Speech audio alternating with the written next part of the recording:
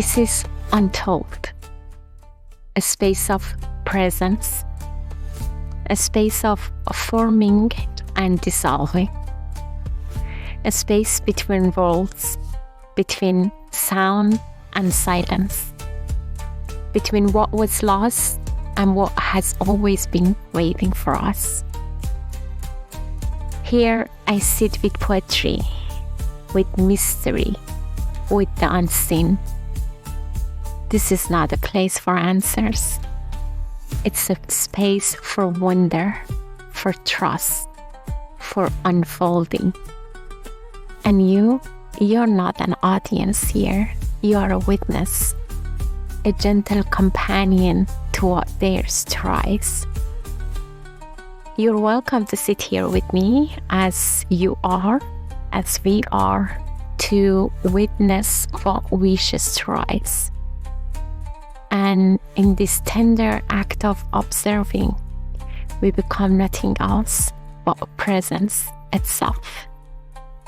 Welcome to Untold, where stories are not told, they are remembered.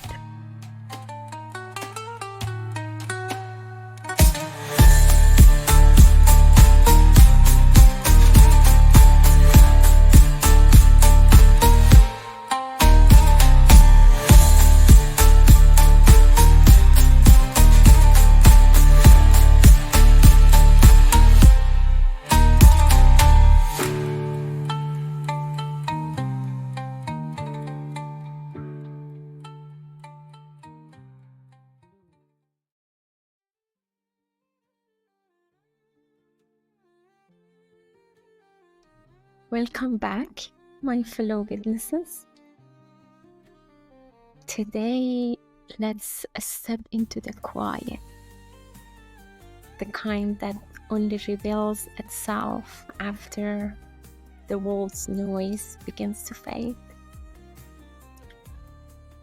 After a period of intense external voices and constant interaction during work travel, returning home felt like a sacred gift. The contrast between being surrounded by people and then stepping into the quiet of home revealed just how much silence had become a sanctuary for me. There was both relief and a pang of grief, the recognition of how deeply I had missed that stillness. And yet, there was also joy. The privilege of having a space where I can be as silent as I need to be. Even if it feels fleeting, as I'm set to board another plane tomorrow morning. I often think of silence as a sanctuary, a refuge to retreat, regroup, and reconnect with my inner self. And I often need a lot of it. For the past year and a half, I wrapped myself in that silence like a cloak, keeping the world at bay, building something unshakable within. In that stillness, I found a self-reliance so strong it felt untouchable. But now life is asking me to step back into the crowd, to take this stillness and test it against the noise, to walk through rooms filled with other people's light, beauty, truth, but also their fears and projections, while staying anchored in my inner compass. As someone sensitive to energy, the intensity of being around people can feel like stepping into a storm, where every word and glance reverberates through me like a wave. And the question rises like a tide. Will I lose my inner peace? Will I merge to feet? What about my stillness? Before the last trip, I packed my biggest crystal, my candle, my scents, everything I thought I would need to cleanse my energy at the end of each day. I was stepping into a new space, a new environment, and somehow I felt as though I was preparing for a battle. I stuffed my backpack with tools, as though the things I carried could keep me safe. The night before my trip, the fear crept in. Am I really ready for this? And this is at least a few months' commitment. My higher self, the ancient compass, whispered, "You didn't come to this world to sit poised and unbothered in solitude, like a statue. You came to dance with life, to sweat, to crawl, to run, to let the wind mess up your hair and rain soak through your skin, to be both the silence and the storm. And yet, don't forget your own moves while dancing with others. You came to dance with your own signature, free, light, and joyous."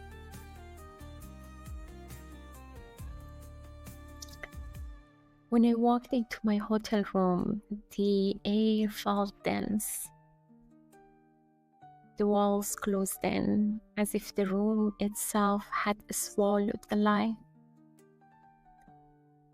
I wanted to open the window to let some fresh air in, only to realize the windows were sealed shut. The room felt uninviting. I realized that silence, my space, had become something I was attached to. A cocoon, a sanctuary, a place to retreat from the world. And in that attachment was also a fear, the fear of losing, the fear of being pulled away from that sacred space and thrown into the crowd where the noise threatens to disrupt my inner alignment. It's a paradox.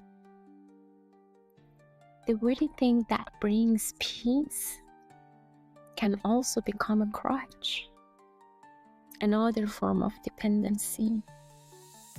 And in that darkness, as I turn on every light and still felt surrounded by shadows, as I lit a candle, I heard Meher's voice. I'm not in that candle.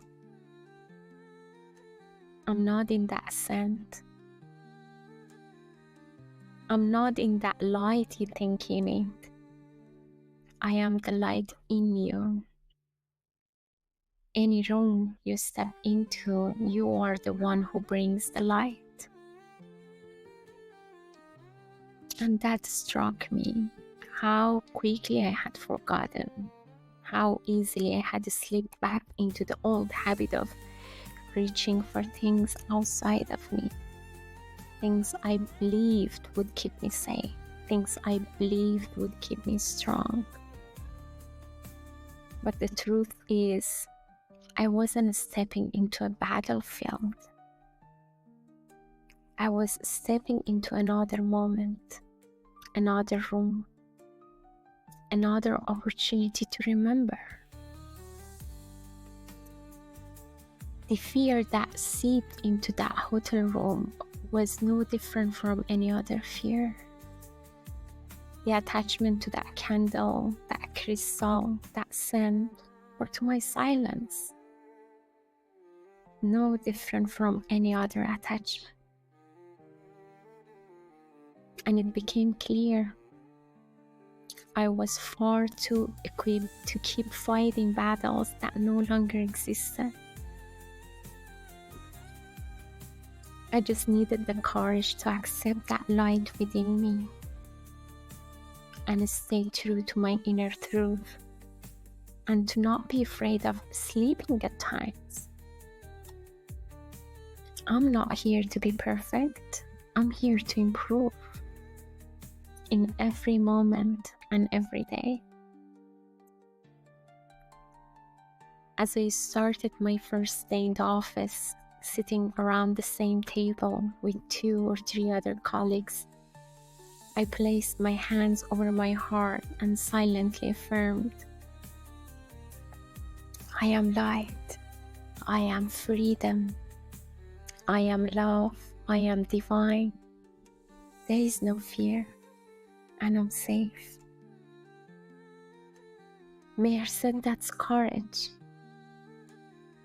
Courage is not loud, at least not always. A witness's courage is elegant and compassionate.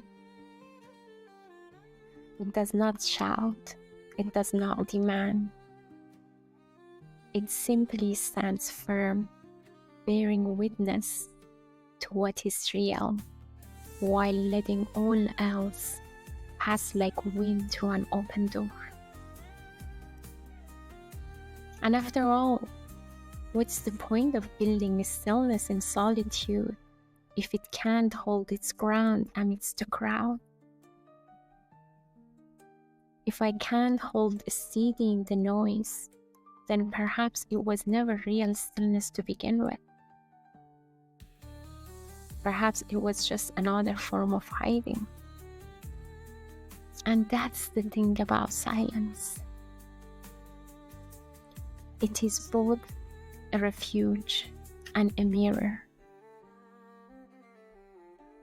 It reveals the parts of ourselves we thought were whole, but were really just untested.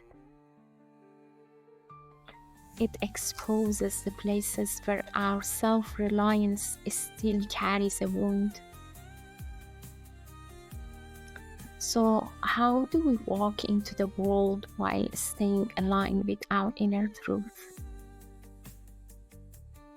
How do we sit in a room full of noise and still hear our own heartbeat? How do we listen to others, not to agree or disagree, but simply to bear witness, to let them be without letting them define us? The art of carrying silence like an invisible anchor. The courage to say nothing, to not even nod in agreement, to witness without absorbing.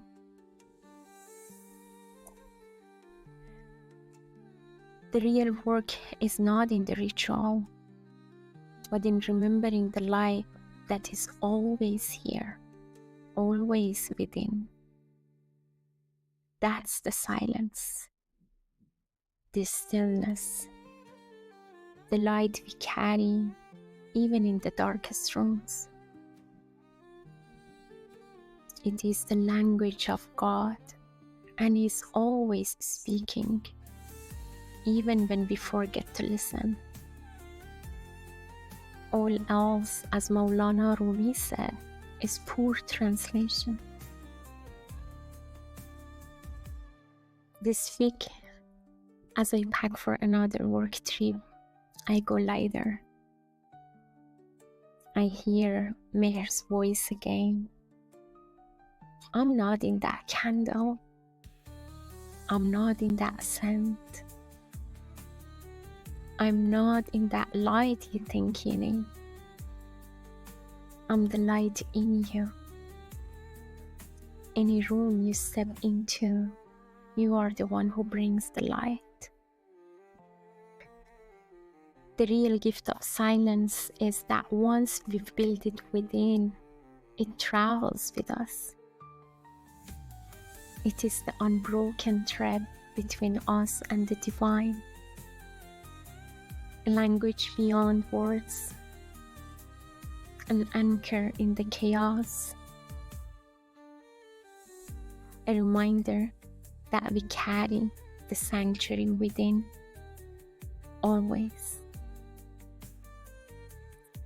And I won't leave you without a drop from the ocean of Persian poetry. A poem by Maulana Rumi, the soul of souls, that in every return echoes. As always, I recite the poem in its original form, but feel free to immerse yourself in the meaning by turning on the subtitles.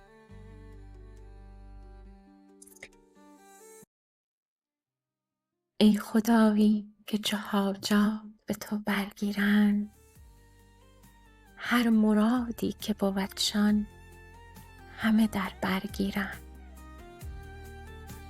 جان و دل را چو به یک پیک به تو بسپارند، جان باقی خوش شاد معطر گیرند. بندگانند تو را گست و تویشان مقصود، پای در راه تو بنهند و کم سرگیرند.